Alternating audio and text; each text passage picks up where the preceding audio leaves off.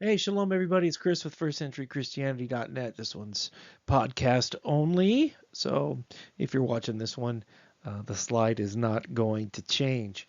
I thought I would put out a quick message about why there is no Wintertime Pilgrimage Festival in the Bible, and because it ties in directly with why we didn't have any services last week whatsoever at the Word and the Way / First Century Christianity, because this year it has become as obvious as the nose on your face that humanity is not supposed to be having familial religious pilgrimage gatherings in the wintertime whatsoever. And if you've got a newspaper, a television, a smartphone, you've seen some serious travel misery going on in the United States this year. Um, Unfortunately, I was caught up in it, and not because of any type of a holiday. In my secular job, I do a lot of business travel, and I had a quick trip. I needed to attend to something um, in a remote northern state last week, and I had a trip planned to go out Wednesday, have a meeting, and come back on Thursday. And being a seasoned business traveler, I packed enough stuff to be delayed one day, and now I'm getting old, so you got to take your pills every day, vitamins and whatnot. So I packed extra of that. I mean, I knew there was a really big chance of having some type of a delay on my trip. What I didn't plan on is being completely and 100% utterly abandoned by my favorite airline, while every other airplane at that airport came and went for 3 days. My plane, the passengers that were on my flight was supposed to leave out on Thursday, were abandoned. And it was very, very traumatizing to see every other airline. Now, Southwest doesn't fly to this particular airport.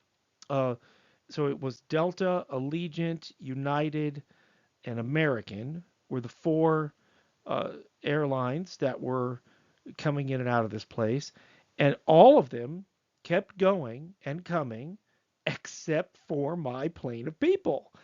We were completely abandoned. The it was United Airlines, and they had absolutely no answer as to why we were in that predicament. And when it got on with the airline, tried to call them, try to talk to the people at the place, they were like the last time that it canceled. They said that we weren't going to get out until Tuesday, 2 days ago. So it's December 28th when I'm recording this. Um, and I was and I ran out of spare clothes. I had to do laundry at a hotel and ran out of those clothes because I was supposed to fly out Thursday. And on Saturday, I hate traveling and working. I hate being out on Shabbat at all, but was not my intent. The ox was definitely in a ditch that was covered in snow and ice. But the plane was broken, and they were not going to send us a mechanic, and they were not going to send us another plane. And um, on Saturday, they said that they were sending us another plane to come and rescue us. And then when it came time to board that plane, it still wasn't there, and we found out that it never left. So they weren't. So at that point, I had to call my employer's travel agent and say, "Look, you I just need another plane out of here." And they were astonished when they saw what had happened to me. They'd never seen such a thing either, and it was terrible. But this part of my story is that traveling in the dead of winter is just foolish, and it's obviously not something that God would intend for us to do. There is no pilgrimage festival.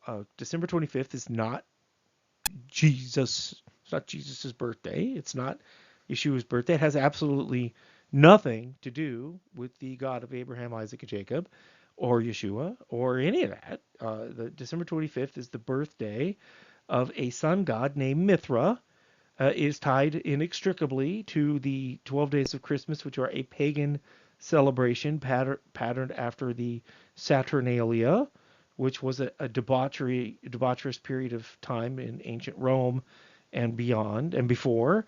And as Christianity left and got westernized, So it was about 300 years before of Christianity before this became a holiday, because they couldn't get people to stop doing it, and so they Christianized Saturnalia and relabeled it Christmas, Christ Mass from the Catholic Church, and they all the observances are pagan. The tree's pagan. The mistletoe's pagan. We're not supposed to eat pork. We're not supposed to. I mean, right across. None of it has. It's all like sticking your finger in the eye of Yahweh. It's not. Has nothing to do with the God of Abraham whatsoever, from Genesis to Revelation. And if you want proof of that, go to the blog, the posting I have called "Are You Worshiping False Gods?" And there's a video there by Reverend Pat Robertson, who admits everything that I just said, that it's all just a completely made up holiday. So as I was stuck in uh, in my northern state with all those people, I mentioned to one couple. Most of the people I was traveling with were fellow business travelers, some very important people on that airplane that were not getting where they needed to go. One gentleman needed to get to the U.S. Embassy in South Sudan. He was traveling as a government contractor, and that's very important. He was not going to get there. But there was a couple that were trying to get somewhere to be with their family, and they lived in the place where we were stuck. And I looked at them and I'm like, "You live here?" Yeah. I'm like, "Well, why are you doing this?" If I lived here, I would just go home and try this again later, because it's not that important to me. I mean, even if, let's just say, if we were traveling for Sukkot and the wheels fell off the car and there was some kind of tornado or whatever, we would just not go to Sukkot, or we would show up late. It wouldn't. It's not that important to go. And after we get back, talking to my wife, and she was talking to a friend who did. They spent thousands of dollars to go somewhere to be together on December 25th. They opened all the presents. About 10 minutes into it, it was all over, and then the football's on. That's just not a holy time. That's not something to look forward to. And when you come back from one of Yahweh's festivals, one of a real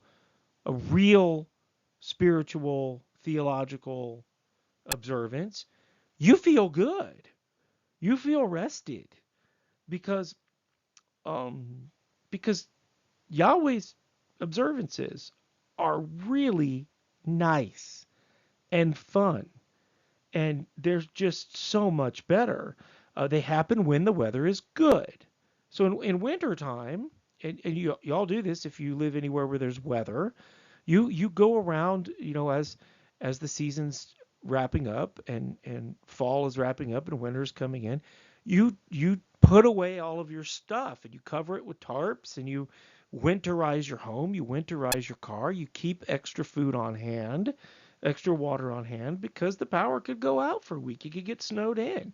Wintertime is a time of sheltering and relaxing indoors, and being safe.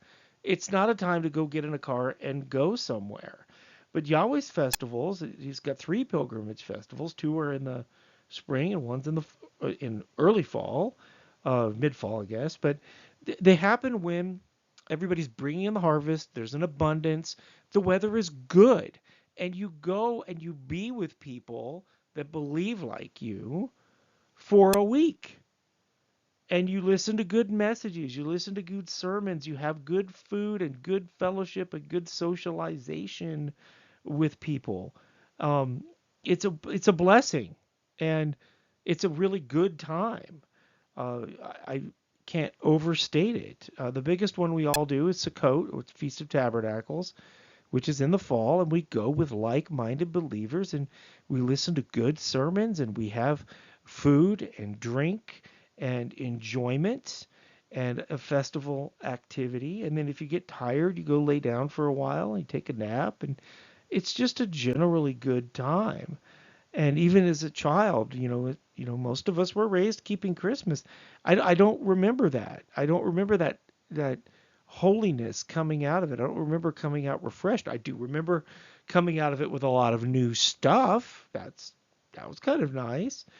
But you can't even give good gifts in the dead of winter. I mean, we gave our kids, when their birthdays are in the winter time, we were kind of hamstrung. We couldn't give them the bicycles or the skateboards or the outdoorsy type stuff because it wasn't time to go outdoors because it was winter. So you know what we did? We bought them that stuff at the right time, and it was a good time. So I really encourage you, if you're listening to this, if you've been on the fence about Christmas time, and it's not has nothing to do with the Bible, nothing. It's opposite of the Bible. Let this be your last year. Romans 1, Paul talks about creation testifying, and creation testifies this year very loudly. Stop traveling places in the dead of winter. We're not supposed to be doing that. There's no reason to drag a tree in your house. There's no reason to climb up on your house and hang up these lights. None of that has anything to do with the God of Abraham, Isaac, Jacob, or Yeshua. What his festivals do, the Pesach, Passover, or Days of Unleavened Bread, the springtime one, you should come. You should join us. It has a lot of meaning. Getting the leavening out of your house, getting the leavening out of your life. It's Yeshua, the Lamb of God. Everything points to Yeshua. It's really a grand time. And Sukkot is when Yeshua tabernacled with us. And it's a commemoration of the Exodus. Both are a commemoration of the Exodus, but they also look forward to the coming kingdom. They're wonderful. And Christmas is a pretty bad copy of Yahweh's real holy days. So let this be the last time you observe the copy, and let next year be the first time you observe Yahweh's festivals, and the first for the rest of your life.